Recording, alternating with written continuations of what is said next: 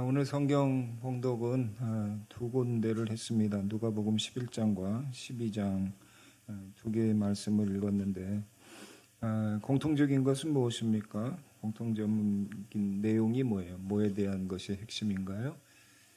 그의 나라라고 하는 거죠. 그의 나라인데 그의 나라는 하나님 나라입니다. 하나님 나라를 구하여라. 누가복음 11장에는 하나님 나라를 구하여라라고 되어 있고 밑에는 하나님 나라를 너희에게 주시기를 기뻐하신다라고 되어 있습니다.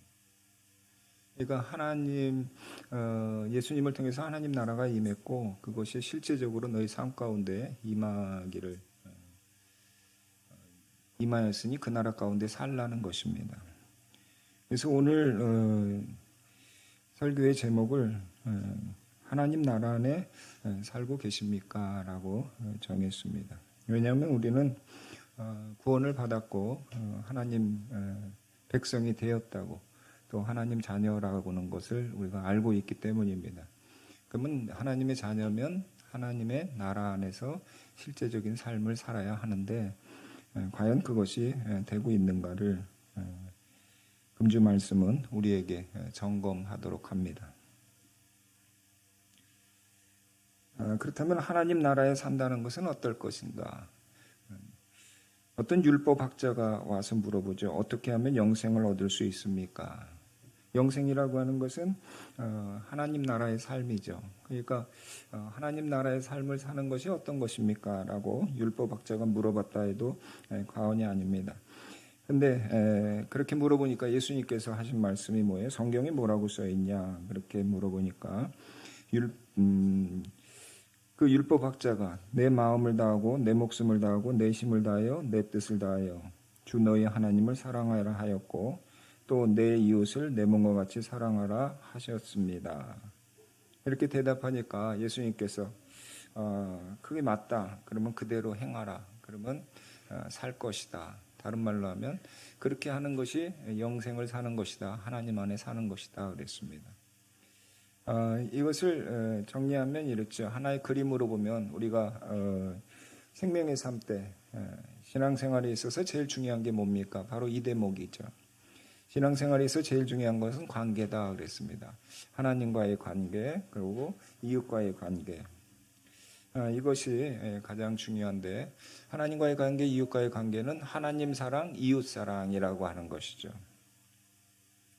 그런데 여기서 우리가 요즘 이렇게 말씀을 통해서 알게 되는 것은 그럼 이웃이라고 하는 것은 어떤 사람들이냐라고 했을 때 바로 옆에 살고 있는 사람, 그것을 보통 이웃으로 생각하는데 그것이 아니라고 그랬죠. 예수님께서 말씀하신 이웃은 뭐예요? 도움을 필요로 하는 사람, 그 사람이 이웃이다라고 개념 정리를 해주셨습니다.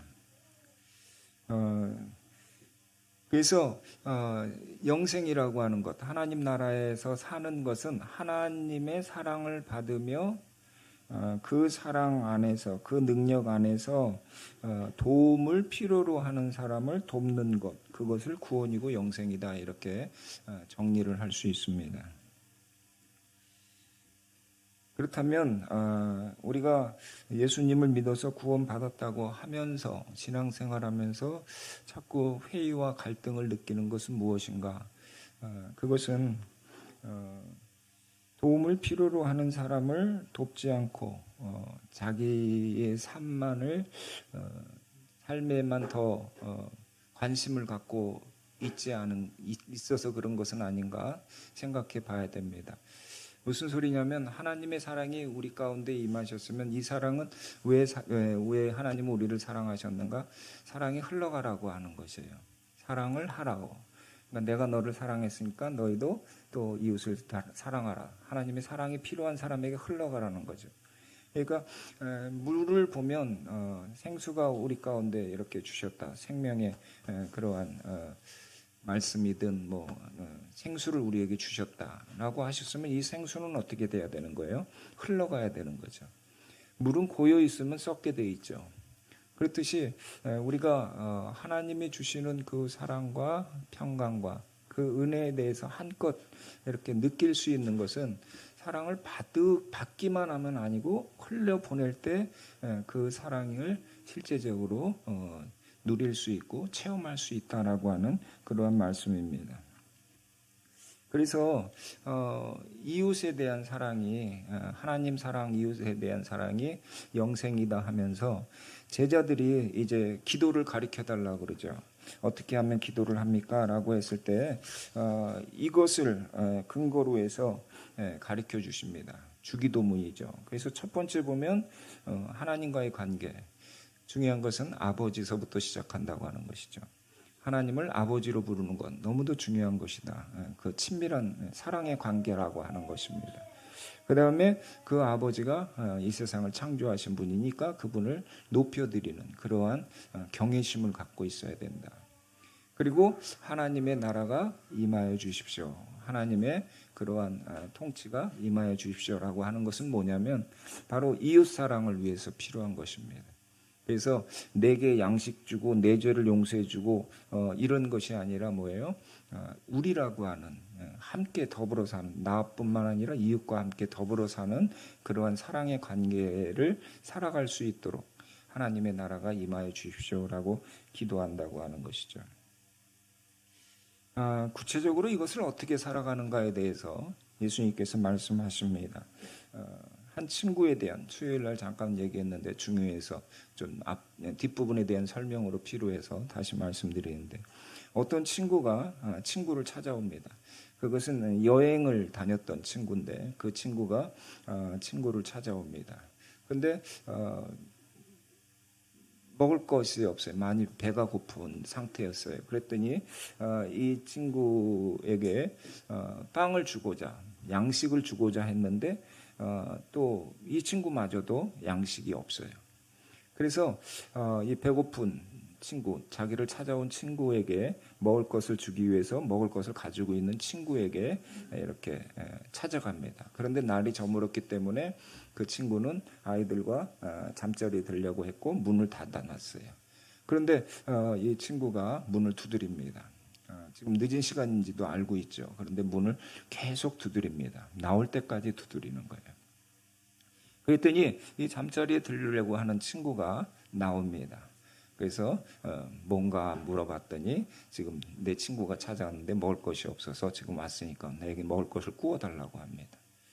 그럴 때 친구가 그 먹을 것을 줘요. 근데 주는 게 왜 주냐면 먹을 것을 주는 이유가 뭐냐면 예수님께서 친구 관계이기 때문에 주는 것이 아니라 이 친구가 졸라댔기 때문에 줬다 이렇게 되는 거예요. 놔두면 우리 잠 못 자게 할 계속 문 두드릴 것 같아서 그래서 줬다는 거예요. 그래서 이 친구는 떡을 가지고 가서 그 여행에서 자기를 찾아온 친구를 대접을 합니다. 이 이야기를 하시면서 무슨 얘기를 하시냐면 그 구하라 찾으라 문을 두드리라 이런 얘기를 하시는 거예요. 하나님과의 관계에 있어서 너희들이 어떻게 해야 되는가? 하나님에게 있어서 간청을 하라. 그러니까 필요한 것이 있으면 구하고 찾고 문을 두드려라. 그러면 하나님께서 어떻게 하시는가? 성령님을 보내주신다. 이런 얘기를 하시는 거예요. 그러니까 중요한 건 뭔가 친구가 친구에게 막 졸른 것처럼 너희들도 하나님께 간절하게 기도를 하라 이런 거예요. 그런데 여기서 중요한 핵심이 뭔가 구하라 찾으라 문을 두드리라고 하는 기도의 핵심은 네게 필요한 것을 구하라라고 하는 것이 아니라는 거예요. 뭐가요? 여기에서 이웃에 있어서 필요한 것이 있는데 네가 도울 수 없는 것들이 있지 않느냐. 네가 도울 수 있는 것은 돕는데 이웃에 필요가 있는데 친구가 떡을 달라고 했는데 떡이 없는 친구의 입장처럼 지금 내 이웃을 사랑해야 하는데 그러니까 도와줘야 될 그 사람인데 내가 도와줄 수 있는 능력이 부족하다. 그럴 때 하나님의 도우심을 구하라는 거예요. 그럴 때 하나님께서는 어떻게 하시는가? 그를 도울 수 있도록 성령님을 보내주신다. 성령님은 하나님의 성품과 능력이죠. 그래서 성도와 교회는 어떻게 하는가? 바로 그 도움을 필요로 하는 그 사람을 성령님의 도우심으로 도울 수 있다는 이 원리를 얘기하기 위해서 그런 거예요. 그래서 중요한 것이 뭐예요? 과연 그 이웃을 돕고자 하는 그러한 어려운 이웃을 보고 그 이웃을 정말 도와야 되겠다고 하는 그 마음이 있고 그것에 대해서 하나님께 간절히 이루어질 때까지 하나님께 기도하는 그 마음들이 있느냐. 그 하나님을 졸라대는 목적이 저 사람을 살리고자 하는 그 마음들이 있느냐. 이게 핵심인 거예요. 하나님은 그걸 원하실 뿐만 아니라 기다리고 계시죠. 그렇죠. 그런데 교회에 있어서 그것이 있느냐 지금 그걸 물으시는 거예요. 그러면서 예수님께서 한 가지 신뢰를 또 보여주시죠. 예수님이 말 못하는 사람이 벙어리 된 사람이라고 그랬죠. 벙어리 귀신 들렸다 이렇게 표현을 되어 있는데 벙어리 귀신 들린 사람은 어떤 사람인가요? 그 사람은 말 못하는 사람인데 우울증에 걸린 사람이죠. 우울증에 걸린 사람. 그래서 다른 사람하고 대화하고 싶지 않은 그러한 사람입니다. 대인 기피증이죠. 그러니까 사람들과의 관계에서 멀어진 사람들.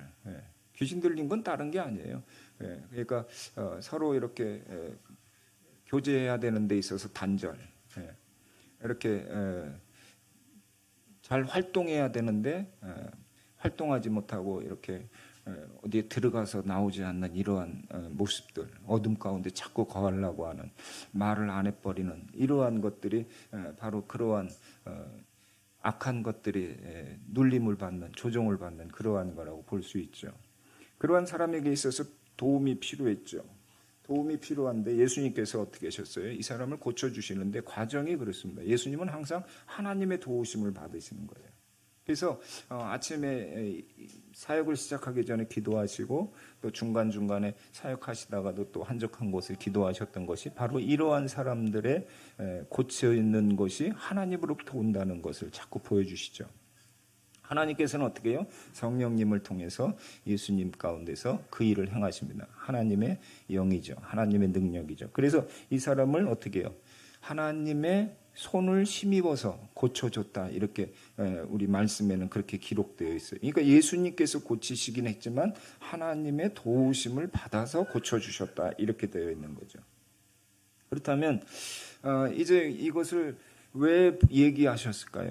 그것은 바로 마찬가지예요. 도움을 필요로 하는 이웃이 우리 가운데 있고 교회라고 하는 것, 성도라고 하는 것, 바로 우리들이 바로 여기 있는 거죠. 소망교회가 여기 있으면 그러면 도움을 필요로 할 때 우리는 어떻게 해야 되는가에 대한 문제입니다. 그랬을 때 우리는 하나님에게 간청을 한다는 거예요. 왜냐하면 예수님이 교회의 머리시니까 이 교회는 예수님이 머리가 되시고 우리는 그의 몸이니까. 그러니까 예수님께서 하셨던 말 못하는 사람의 고쳐주셨던 그 일을 다른 유형에 있어서 그 증세를 나타내는 사람들을 지금 예수님이 세우신 이 교회를 통해서 고치시는데 어떻게 해요? 교회는 예수님의 방법을 알고 그대로 하면 된다는 거예요. 그래서 우리는 그러한 도움을 필요로 하는데 우리의 능력이 한계가 있는 사람들을 어떻게 해요? 그 사람들의 문제를 가지고 하나님 앞에 나아가서 기도한다는 거죠. 그럴 때 하나님께서는 동일하게 역사하십니다. 성령님을 우리에게 보내주셔서 우리 가운데서 하나님의 손을 힘입어서 저 사람을 그 문제 있는 사람들을 해결해 주신다고 하는 것이죠. 이게 이제 보여주신 이번 주에 월화수 그때 이제 월요일 화요일 때 보여주신 것인데, 근데 중요한 것의 핵심은 뭐냐면 이 말이에요. 같이 읽어볼까요? 내가 하나님의 능력을 힘입어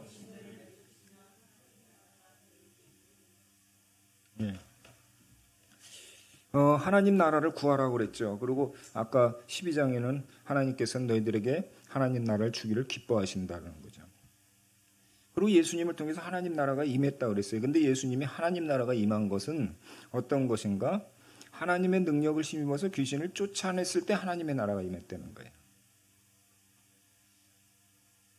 무슨 소린가요? 우리가 하나님 예배를 드린다고 지금 하나님께 예배를 드렸을 때 이곳에 하나님 나라가 임했다. 맞아요? 틀려요? 예배를 드리는 여기 가운데 하나님의 나라가 임했어요? 안 임했어요? 임했어요. 임하지 않은 게 아닙니다. 임했는데 주님이 말씀하신 하나님 나라로서는 부족함이 있다는 거예요. 우리는 우리끼리만의 예배를 드리면서 여기서 하나님의 나라가 있다, 하나님이 임하여 주시옵소서. 물론 하나님과의 만남을 위한 예배예요. 하나님께 감사하고 하나님의 나라가 이루어지기를 간구하는 기도를 드리고 하나님의 말씀대로 살고자 말씀을 듣고 있는 이거 자체는 하나님을 인정하고 하나님을 믿고 하나님의 나라를 임했다고 하는 것은 맞는데, 하나님께서 이렇게 이 자리를 마련하신 목적, 무엇을 위해서 이 자리를 있게 하셨는가?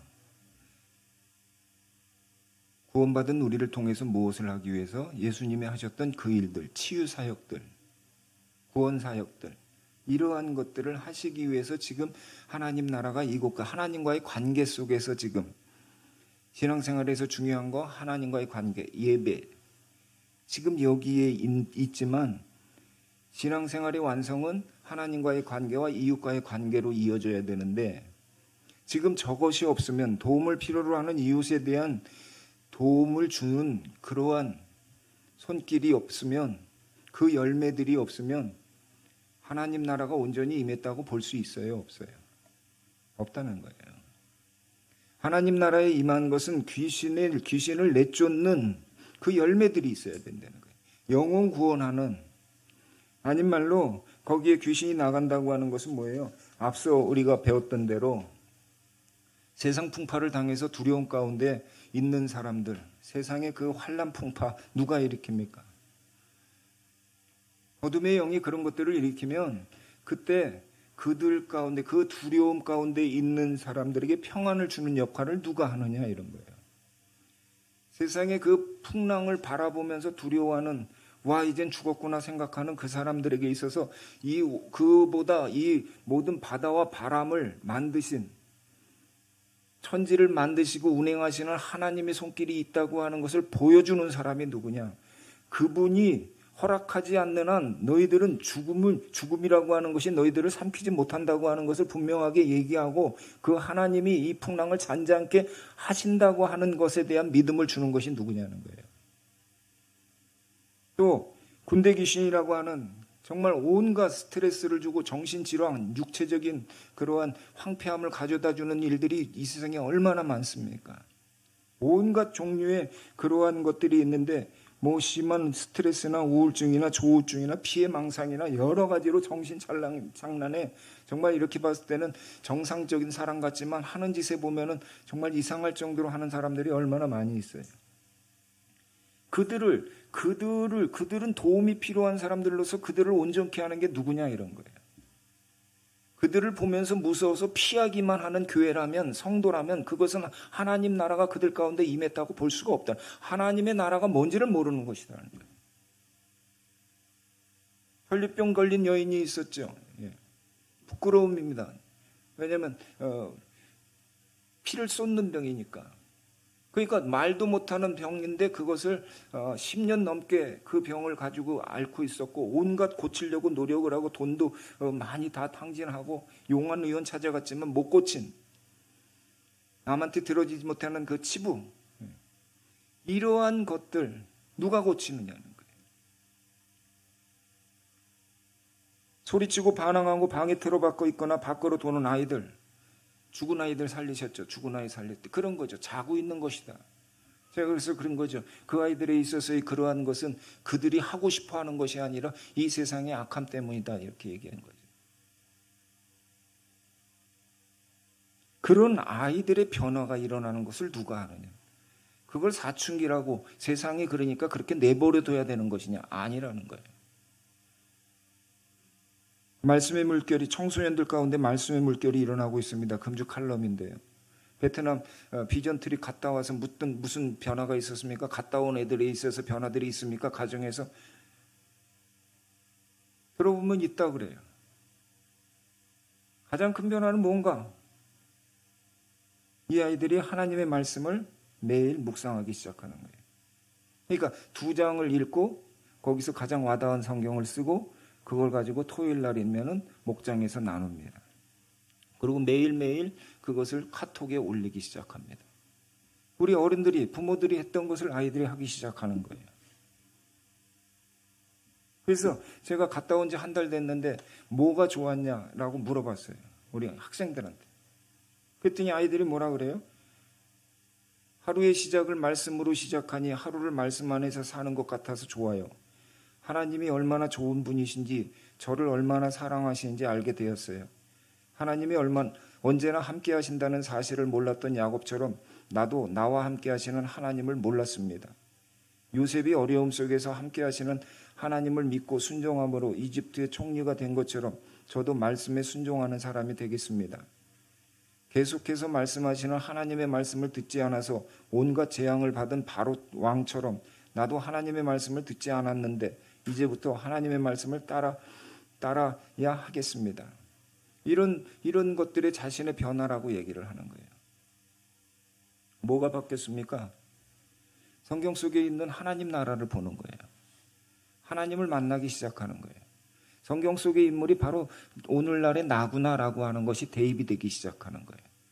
그러면 어떻게 해야 하나님의 말씀에 따라서 어떻게 해야 하나님이 주시는 축복을 받고 어떻게 하면 하나님이 주시는 축복을 받지 못하고 멸망의 길을 가는가에 대한 것들을 하나의 그거를 앞에 놓고서 보는 거예요.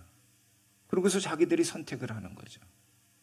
새학기가 시작됐습니다. 학업에 대한 스트레스가 이제 또 가중되겠죠. 점점 올라갈수록 더 양은 많아지고 더 공부 시간은 더 가중되겠죠. 그런데 이러한 아이들이 하나님을 만나기 시작합니다. 그거 짧은 거예요. 그 2장 있는 거는 그렇게 오래 안 걸립니다. 10분 안에 다 끝나는 거예요. 정말 몇 시간을 공부하는데 그 10분이 무엇의 역할을 합니까? 걔들에게 안정감을 주는 거예요. 왜? 하나님이 지금 나와 함께 하시다는 것이에요. 하나님이 나를 도우신다는 거예요. 이것처럼 안정감을 주는 게 없어요. 그 다음에 두 번째 무엇입니까? 그들 자신에 대한 미래에 대한 소망이 있어요. 하나님이 나와 함께 하셔서 나를 인도하신다라고 하는 거예요. 소망이에요. 비전이 생기는 거죠. 하나님 말씀대로 살면 잘 되겠구나, 성공하겠구나, 유소년 되겠구나. 그러한 것들이 보여지게 되겠죠. 그리고 세 번째는 그것을 알면 성실하게 됩니다. 학업에 대한 동기부여가 되는 거예요. 내가 지금 해야 될 것이 무엇인가. 관계에 있어서도 부모님께 대해서 함부로 대해서는 안 되겠구나 하는 그것도 성실입니다. 학생으로서의 공부를 하는 것뿐만 아니라 관계에 있어서도 성실함이 있어야 되죠. 이러한 것들이 나오는 거죠. 그러니까 그걸 누가 하는 거예요? 하나님 나라가 임했을 때 나타나는 그러한 현상들입니다. 왜 이러한 일이 벌어지는가? 원리에 대해서 예수님께서 말씀하셨죠. 어떤 약한 자가 있다. 약한 자는 사람입니다. 근데 이 약한 사람을 아주 묻고 황폐하게 만드는 괴롭히는 자가 있다. 왜냐하면 약한 자보다 더 힘센 자이기 때문에 꽉 묶어버리는 거예요. 누가 그렇습니까? 마귀가 그렇게 한다는 거예요.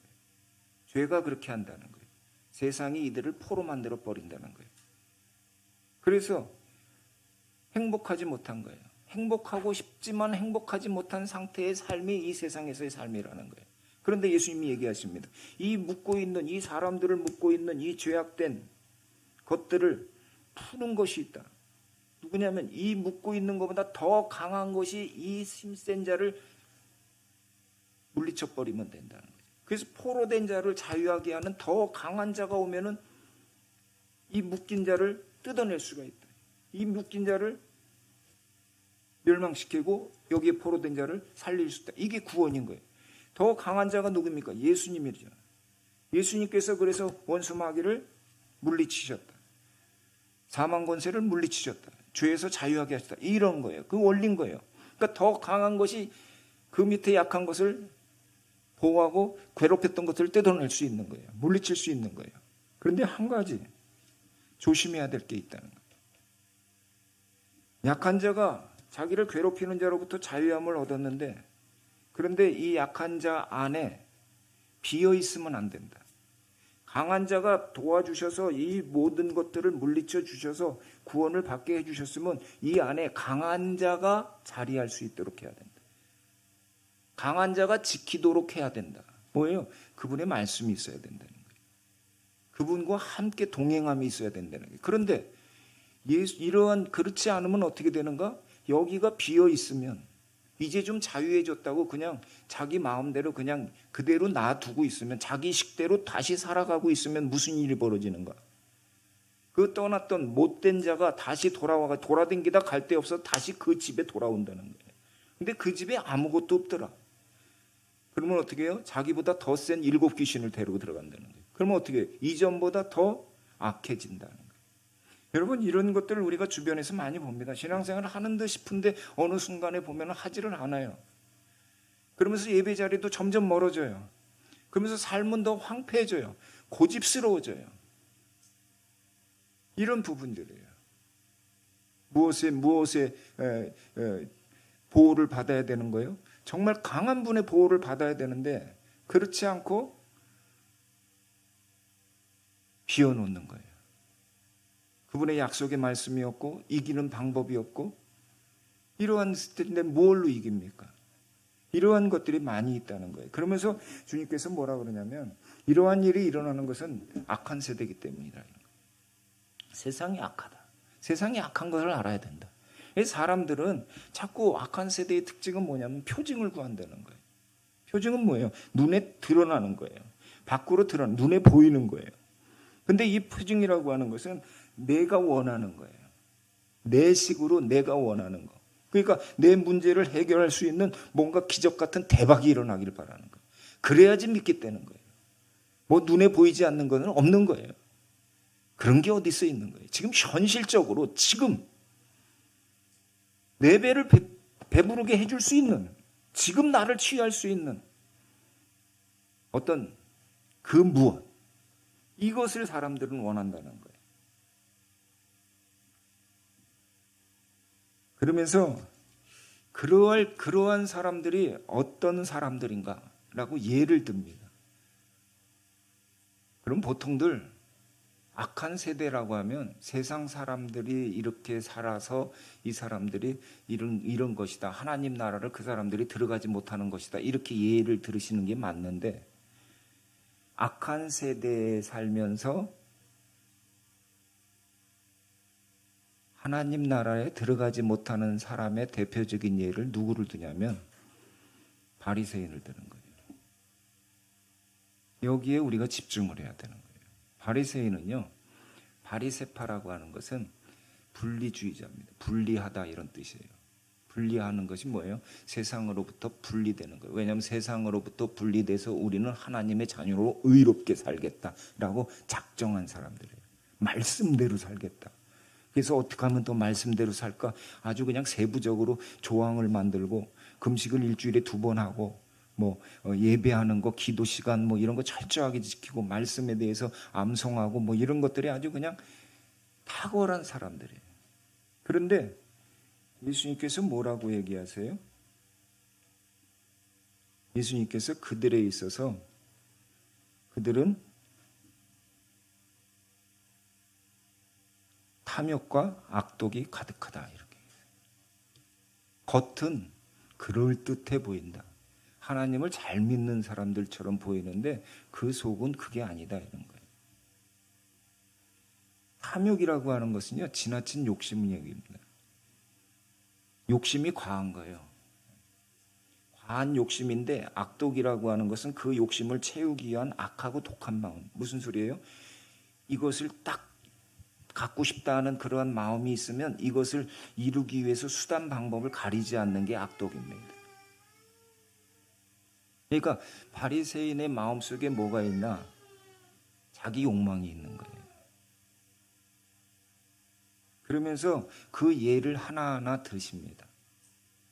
그러면 우리도 그런 거를 좀 생각을 해봐야 돼요. 예수님이 드시는 것에 있어서 이 탐욕과 악독이 가득한 그 속에는 탐욕과 악독이 있는 바리새인의 그 겉에 그 열심을 보이는 그 종교성, 저것은 위선이다 이렇게 얘기하시거든요. 하나님 나라가 그 가운데 아무리 열심히 제사를 지내고 뭐 말씀을 보고 기도를 하고 뭐 금식을 해도 그 가운데는 하나님 나라가 임할 수 없다라고 얘기하시는 거거든요.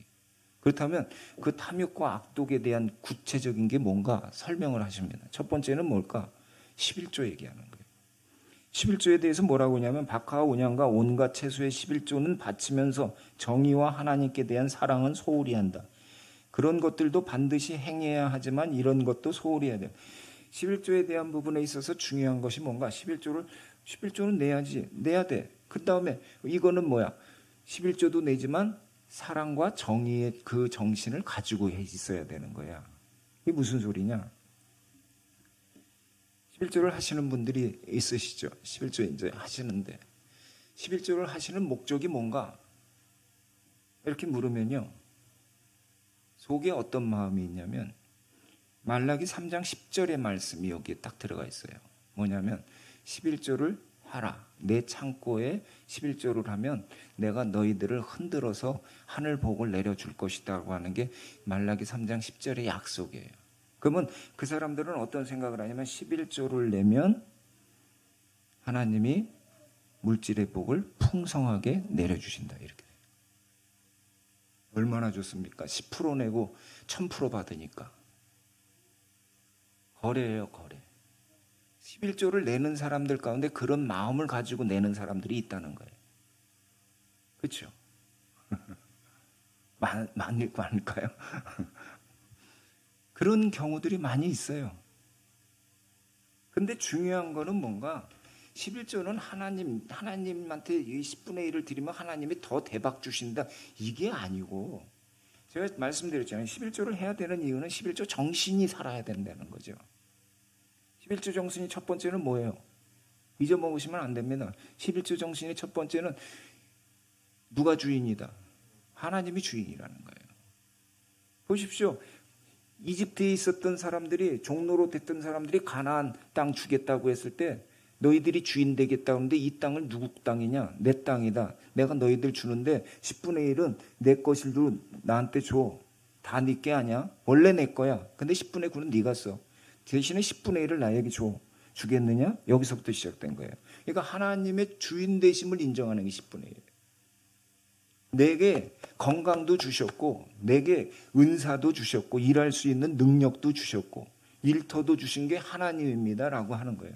그러면 왜 하나님은 굳이 10분의 1을 내라고 그러는가? 아시다시피 하나님 나라 확장이에요. 왜냐하면 하나님이 세우신 성전에서 예배드림에 대한 이러한 것들이 잘 이루어져야 되기 때문에 그곳에서 일하는 사람들에 대한 보장도 돼야 되고 또 하나는 뭐예요? 이웃사랑이에요.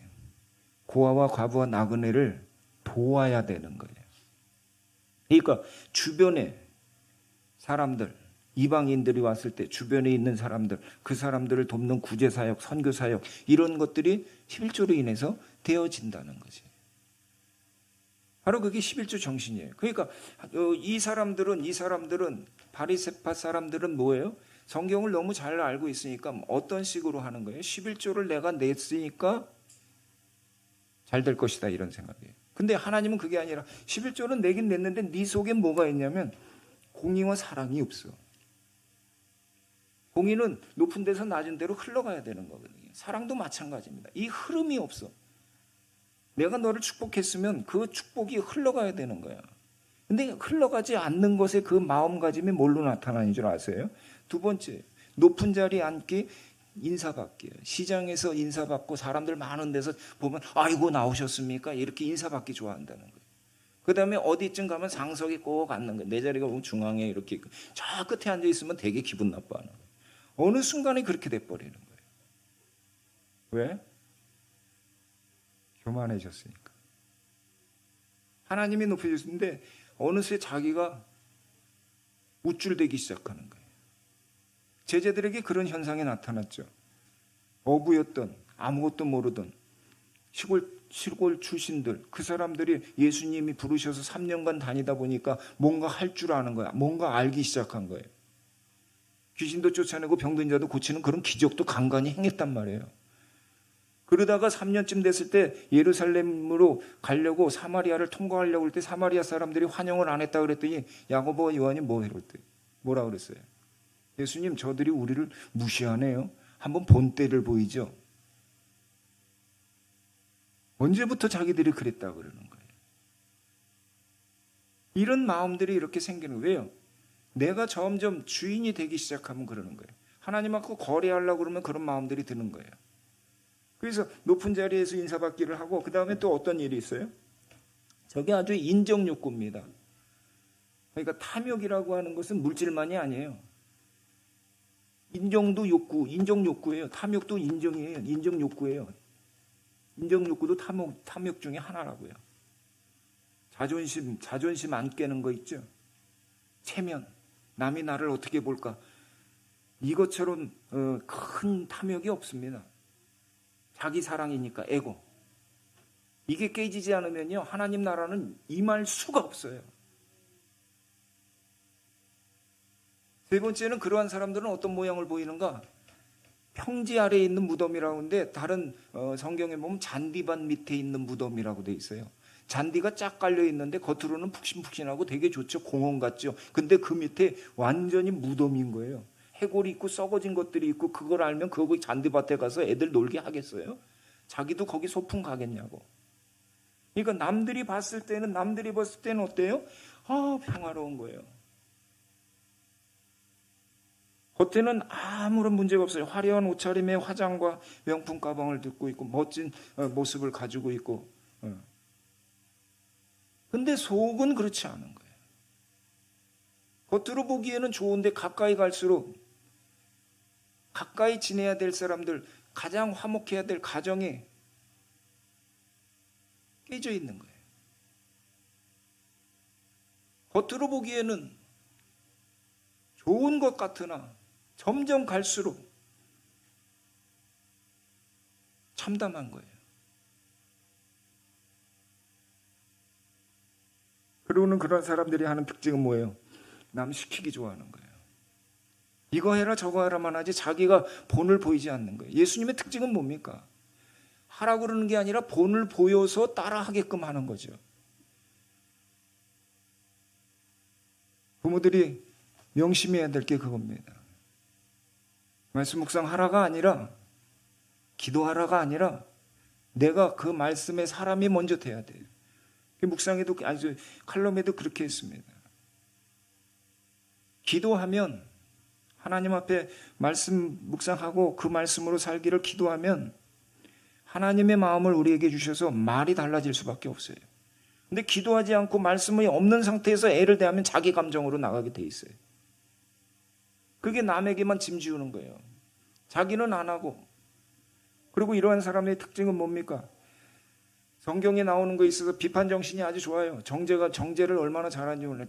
남의 잘못에 대해서는 자기 눈에 들보는 모르고 남의 눈에 있는 티를 잘 보죠.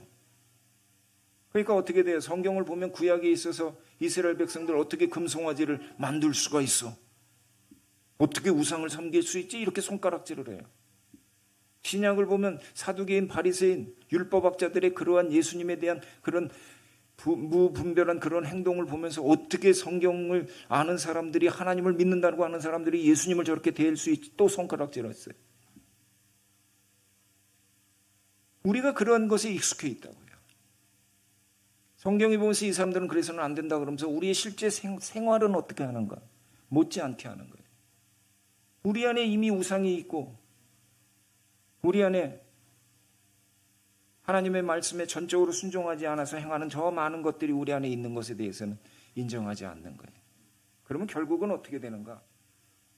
지도 천국문에 들어가지 못하고 남도 못 들어게 한다. 뭐야? 하나님 나라가 지 안에도 없고 지 안에 없는 하나님 나라니까 남도 하나님 나라에 들어가는 방법이 뭔지도 가르치지 못한다는 거예요. 왜 자기 안에 없어요? 결론은 예수님께서 얘기했을 때 자기 부인에서 자기 십자가를 지는 게 없으니까. 내 속에 뭐가 있길래? 나의 내가 있기 때문에. 주의 말씀이 있고 주의 말씀대로 순종하려고 하는 그러한 말씀 앞에 엎드려 있는 십자가를 진 자기 모습이 아니라 저러한 모습이 내 안에 있기 때문에 하나님 나라가 임할 수 없다라는 거예요. 그래서 예수님께서 얘기하십니다. 바리새인의 누룩을 조심해라. 바리새파 사람의 누룩 곧 위선을 경계하라. 위선은 뭐예요? 겉과 속이 다른 겁니다.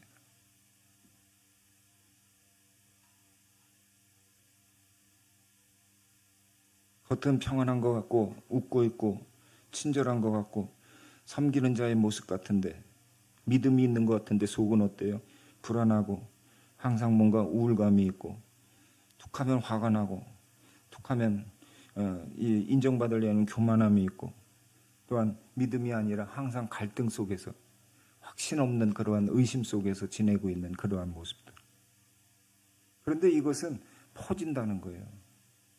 내가 그러면 나로서 끝나는 게 아니라 내 옆에 가까운 사람들한테 이게 퍼진다는 거예요. 여러분, 목장에서도 마찬가지입니다. 목장에 하나님 나라가 임하려면 이러한 것들에 대한 마음속에 갈등이 있는 사람들이 많으면 임하지를 못합니다. 나쁜 누룩도 퍼지지만 좋은 누룩도 퍼진다고 되어 있어요. 하나님 나라는 겨자씨와 같고 누룩과 같다 그랬거든요. 그러니까 좋은 누룩도 퍼지지만 나쁜 누룩도 퍼진다는 거예요. 그러면 어떻게 해야 됩니까? 내가 먼저 좋은 누룩이 되고자 해야죠. 그리고 그러한 것들에 있어서 아닌 것들은 어떻게 해요? 기도하면서 섬기면서 좋은 누룩들이 힘을 발휘를 해야죠. 근데 그것을 어떻게 알 수 있는가? 지나면 드러난다 그래요. 묵상하셔서 보셨을 것입니다. 가려놓은 것이라 해도 벗겨지지 않는 것이 없고 놓은 것이라고 해서 알려지지 않는 것이 없다. 그러니까 숨긴다고 해서 되는 게 아니라는 거예요. 시간 지나면 저 사람이 좋은 누룩인지 저 사람이 좋지 않은 누룩인지 그 속이 어떤지에 대한 부분들은 지내보면 알잖아요. 예수님 그렇게 얘기하셨어요. 그렇다면 우리가 하나 문제만 자꾸 봐서는 안 되죠. 왜 그럴까에 대한 원인을 알고 처방을 해야 되겠죠. 바리새인은 하나님을 잘 믿는다면서 왜 저러한 행동을 할까요? 우리는 하나님을 잘 믿었고 하고 싶어 하면서 왜 저와 같은 저러한 일들이 우리의 삶 속에 있을까요?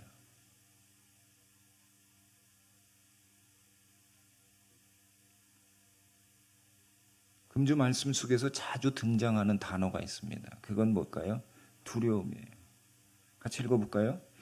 내 친구인 너에게 내가 말한다. 육신은 죽여도 내 마음 그 다음에는 그 이상 아무것도 할 수 없는 자들을 두려워하지 마라. 예수님이 말씀하시는 내 친구 이렇게 그런 얘기는 정말 놀라운 표현이죠. 예수님이 친구래요, 제자들한테. 내 친구인 너희들에게, 우리에게도 그렇게 얘기하십니다. 친구들아 잘 들어라 이런 거예요. 얼마나 가깝다는 거예요. 얼마나 모든 거 알려주고 싶고 돕고 싶어 책망하고 싶어 하시는 게 아닙니다. 몰라서 그러니까 알려주고 싶어 하시는 거예요. 설명해주고 싶어 하는 거예요.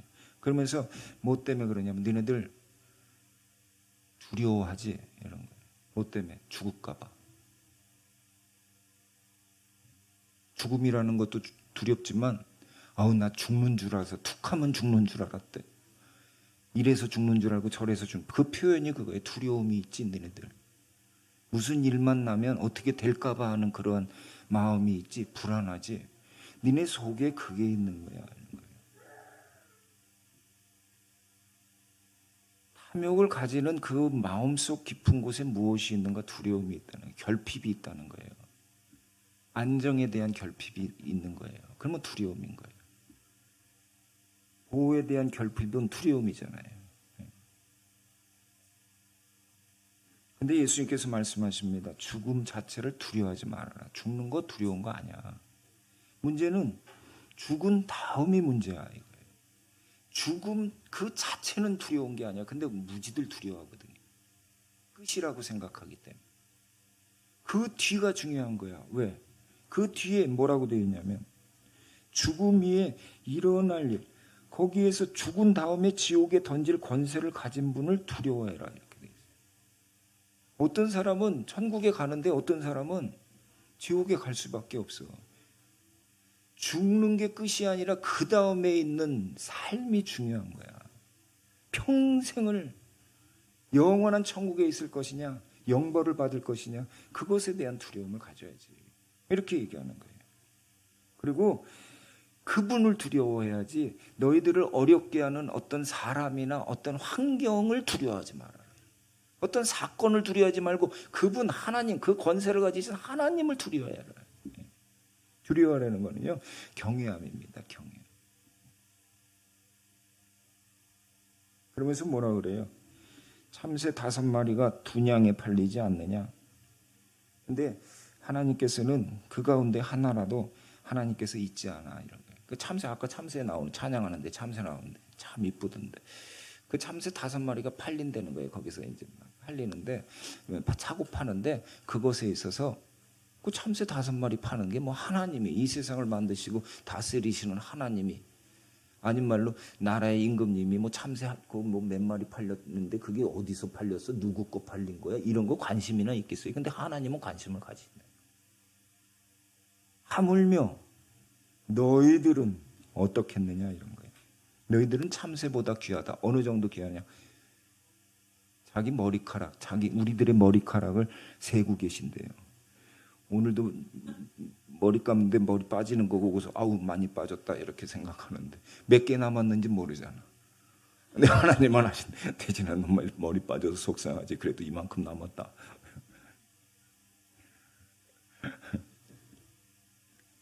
할 일 없어서 머리카락 세고 있을까요? 하나님 할 일 없어서? 심심하셔서? 아니죠. 뭐라 그래요? 귀해서 그렇다. 소중해서. 불면 날아갈까? 머리카락 하나도 소중하다. 제가 그런 사람입니다. 하나님은 제 머리카락을 세시는 분이에요. 부러워하셔요. 이게 나한테 와닿으면 돼요. 하나님이 목사님 그런 소리 하지만 저도 세고 있어요. 더 정확히 세고 계실 거요. 이런 마음들이 있으면 돼요. 그 마음이 있으시길 주님의 이름을 축원합니다. 여쭤보세요. 가시다가 저 몇 개예요? 그런 대화가 좋지 않아요? 하나님 앞에서 그런 대화, 하나님이 그런 얘기하실 때 하나님 궁금하네요. 몇 개예요? 꿈에도 숫자 한번 가르쳐 주세요. 근데 너무 감사해요. 그거 얘기 때문에 그러는 거예요. 그 정도로 관심이 많으세요.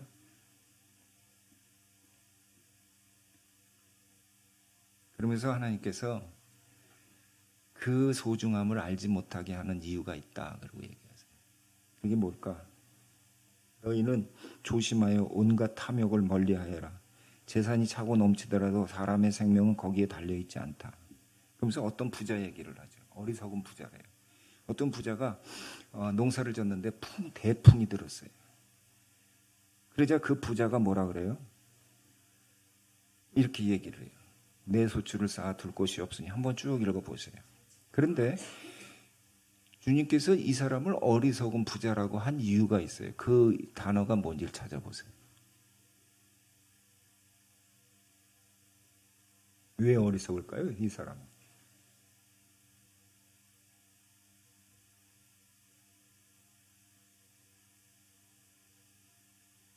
찾으셨어요? 뭐예요? 그래요, 맞았어요. 내 수출이에요. 내 것. 내 소출, 내 곡간, 내 곡식과 물건, 내 영혼 이런 거. 다 지거래. 다 지건 줄 알아. 그러고는 내 거니까 내가 쌓아두겠다는 거예요. 그러고서 이만큼 창고도 더 져가지고 잔뜩 쌓아놨어요. 그러면서 하는 소리가 야 이제는 나는 이제 걱정할 게 없다. 마음 놓고 먹고 마시고 즐기겠구나. 행복하겠구나 이렇게 생각합니다. 그랬더니 하나님께서 뭐라 그래요? 같이요. 어리석은 사람아 오늘 밤에 내 영혼을 내게서 도로 찾을 것이다. 그러면 내가 장만한 것이 누구 것이 되겠느냐? 자기를 위해서는 재물을 쌓아두면서도 하나님께 대해서는 부여하지 못한 사람은 이와 같다. 네 거라고? 그거 아닌데 내 거야 내 거. 그래서 일단 그러면 네 거면 네가 네 생명 보호해. 근데 네 게 아니고 내 거니까 내가 가져올게. 그럼 어떻게 했어요? 그 영혼이 세상을 떠난 거죠. 하나님께로 갔죠. 그러면 이제 남은 것들, 자, 네 곡간, 네 곡식, 물건, 들어간 것들, 그건 누구 거야? 네가 없는 세상에서의 저것이 네 거냐? 아니죠. 근데 누군가가 또 그거를 차지하겠지. 그러면서 얘기하는 거예요. 자기를 위해서 재물을 쌓아두면서 하나님께 대해서 부의하지 못하는 사람은 이렇게 된다. 무슨 소리예요? 내 것만 생각하는 사람, 하나님에 대해서 인색한 사람이라는 것은 하나님 생각 안 하는 거예요. 모든 게 다 내 것이라고 생각하는 사람은, 하나님 생각하는 사람은 이렇게 된다.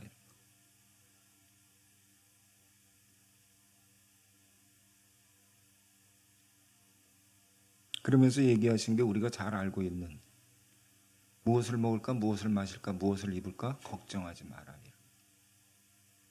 그러면서 뭐라 그래요? 그것은 이방 사람들이 추구하는 거다. 이런 거.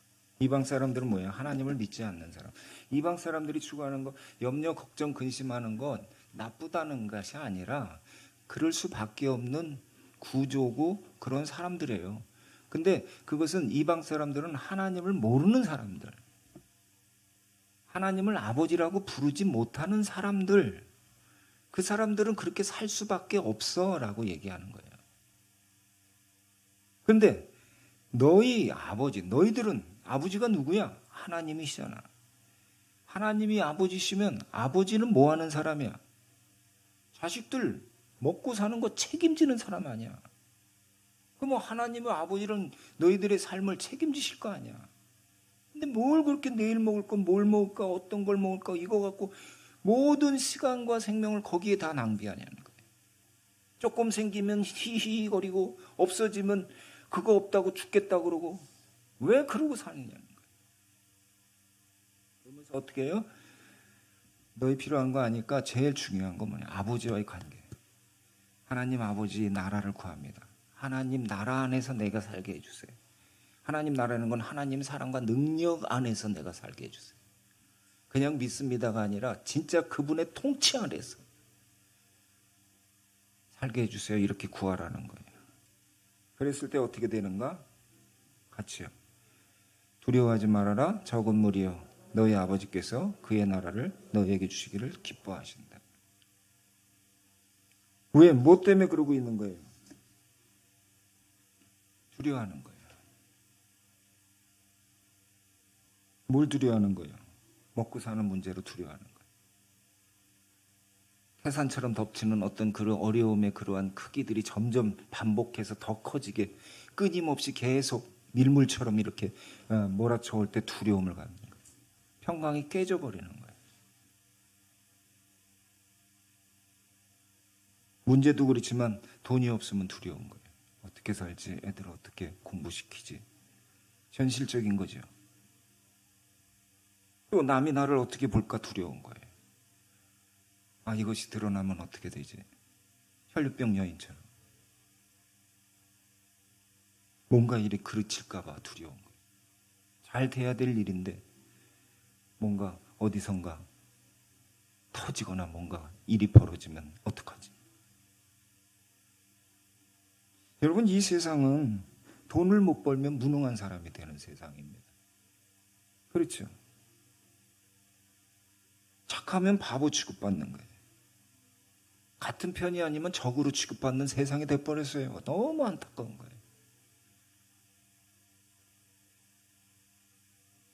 이해타산에 약하면은 못 살아가는 세상. 그러니까 두려운 거예요. 자신감이 없는 거예요. 열심히 악착같이 하지 않으면은 못 사는 세상인 거예요. 두려워 말라는 거예요. 그런데 누구한테 얘기해요? 적은 무리여 이렇게 돼 있어요.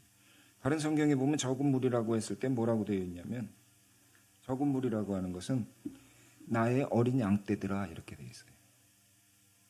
어리다는 개념이 아직 자라지 못한, 아직 뭘 모르는 믿음이 적은 뭐 이런 거예요. 그 다음에 또 하나는 숫자가 적은 이런 것도 있어요. 그러니까 믿음의 크기도 작고 숫자도 적은 아주 소규모의 연약한 이런 거죠. 그래서 두려워할 수밖에 없죠. 적은 무리는. 근데 아버지께서 너희 아버지께서 그의 나라를 주시기를 어떻게 한다? 기뻐하신다. 누구에게? 적은 무리에게. 누구예요? 우리들이잖아요. 하나님이 기뻐하신다는 거예요.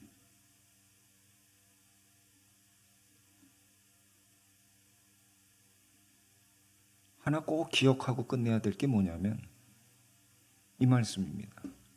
악한 세대는 표징을 구하지만 내가 너희들에게 줄 것은 요나의 표징밖에 없다 그러시죠. 기적을 내가 보이려면 얼마든지 보여. 바다 위에 한번 또 걸어볼까? 다 모아놓고 걷는다. 걸으시면 되죠. 뭐 한 번만 걸으실까? 한 번 걸으시는 거 또 걸으시겠지. 그냥 안 걸으셔요. 군대 귀신들 들린 자들 다 모여. 다 모아. 한 방에 해결할 수 있었겠지. 5천 명? 이번에 그 10,000명 모이라 그래. 하실 수 있었겠지. 안 하시는 거예요. 왜? 그건 눈에 보이는 자기들이 요구하는 세상에서의 그런 그것이 채워져야지만 하나님이 살아계시다고 하는 그것이 구원이라고 여기는 자기 만족의 그러한 형태니까. 그러한 능력이 있는데 주님은 뭘 하셨어요? 요나의 표징. 마태복음에는 요나는 3일 동안 3일 밤낮을 물고기 뱃속에서 있었다. 이렇게 되어 있는 거예요. 나는 그거밖에 보여줄 게 없다. 뭐예요? 십자가에서 죽으셔서 3일 동안 죽으시고 부활을 하실 것밖에 없다. 무능력 때문에 그런가요? 아니죠. 능력이 있으나 그 능력을 제한하시고 하나님의 뜻을 이루기 위한 우리의 죄를 사하시기 위해서 하셨다는 거예요. 같이요. 시작. 자기 아들을 아끼지 않으시고 우리 모두를 위하여 내어주신 분이 어찌 그 아들과 함께 모든 것을 우리에게 선물로 거저주시지 않겠습니까? 누가 우리를 그리스도의 사랑에서 끊을 수 있겠습니까? 환난입니까? 공고입니까? 파괴입니까? 굶주림입니까? 헐벗음입니까? 위협입니까? 또는 칼입니까? 나는 확신합니다. 죽음도 삶도 권세자들도 천사들도 권세자들도 현재일도 장래일도 능력도 높음도 깊음도 그 밖에 어떤 피조물도 우리를 우리 주 예수 그리스도의 안에 있는 하나님의 사랑에서 끊을 수 없습니다. 자신을 내어주는 자기 목숨을 내어주는 사랑보다 더 큰 기적이 어디 있습니까? 그거보다 더 큰 약속이 어디 있어요? 그거보다 더한 능력이 어디 있어요? 그래서 그러신 거예요.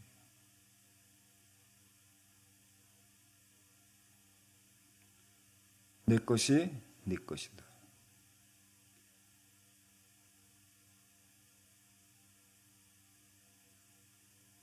하나님 나라는 이미 우리 가운데 임했습니다. 특공대로 우리를 부르셨다고 하는 것은 그 하나님의 나라가 우리를 통해서 역동적으로 펼쳐나가기를 원하는 거예요. 누구에게? 하나님의 도움을 필요로 하는 사람들에게. 그렇기 때문에 공부해야 되는 것이고 학생들은. 그렇기 때문에 현장에서들 일하시는 거예요.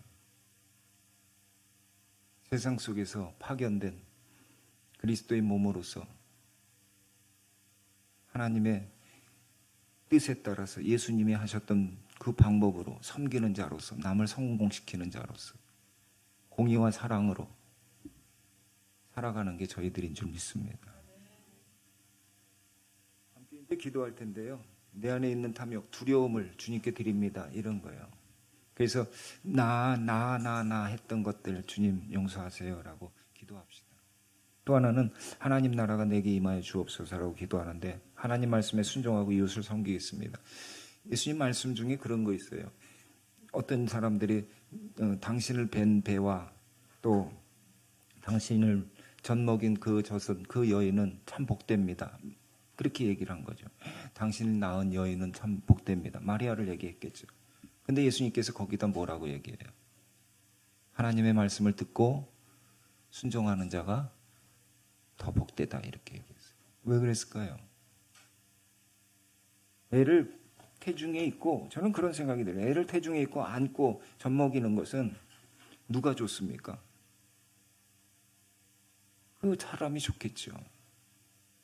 근데 말씀을 듣고서 순종하는 사람은 누가 좋을까요? 이웃이 좋겠죠. 그래서 그런 생각이 마리아도 복되지만 마리아는 자기 품 안의 악이죠. 자기 뱃속에 하고 자기 품 안에 말씀이 자기 품 안에 있고 뱃속에만 있으면 안 되죠. 묵상만 해서는 안 됩니다. 뭐가 있어야 돼요? 순종함이 있어야 되겠죠. 그래서 한 달 동안 무엇을 깨달았는지 그것에 대한 순종이 뭔지에 대한 것으로 연결되어 나가려고 하는 것이 묵상의 목적입니다. 누구를 향해서? 하나님의 도움이 필요한 이웃, 제일 가까운 가족서부터 부부간에 부모와 자녀 간에, 그다음에 내 가까운 직장 동료, 친구들 중에서 정말 하나님의 사랑과 능력이 필요한 사람들이 누군가를 보고 그들을 섬기는 것, 이게 듣고 순종하는 거죠. 그래서 더 복되자고 하는 거죠. 사랑이 흘러가니까. 사랑이 머물러 있는 것이 아니고 좋은 것을 자기만 갖고 있는 것이 아니니까. 그래서 말씀에 더욱더 순종하겠습니다. 기도하시고요. 그 다음에 치유와 회복을 위해서 필요한 사람들, 정말 도움이 필요한 사람들 주변에 계시죠. 그리고 우리 계속 기도하지만 우리 정우식 목사님 위해서 기도하시고요. 지난주는 장염으로 좀 고생하셨어요. 그래서 또 주님 회복시켜 주시고 그 가운데 오직 주님밖에 없습니다. 이렇게 지금 고백하고 우리를, 여러분들 하나님 나라를 위해서 계속 기도하고 계십니다. 위에서 기도하시고 주변에 또 우리 유성경 목녀님 지금 몇 주째 예배 못 나오네요. 많이 몸이 약해져서 그렇고. 그래서 주변에 이렇게 하나님의 치유가 필요한 분들 생각나시면 이 시간 함께 우리 기도 들으시고 응답하시는 아버지께, 그 아버지 하나로 모든 게 끝납니다. 아버지 이렇게 부르는 순간 아버지는 대답하세요. 이미 응답하세요. 그 믿음 가지고 기도합시다.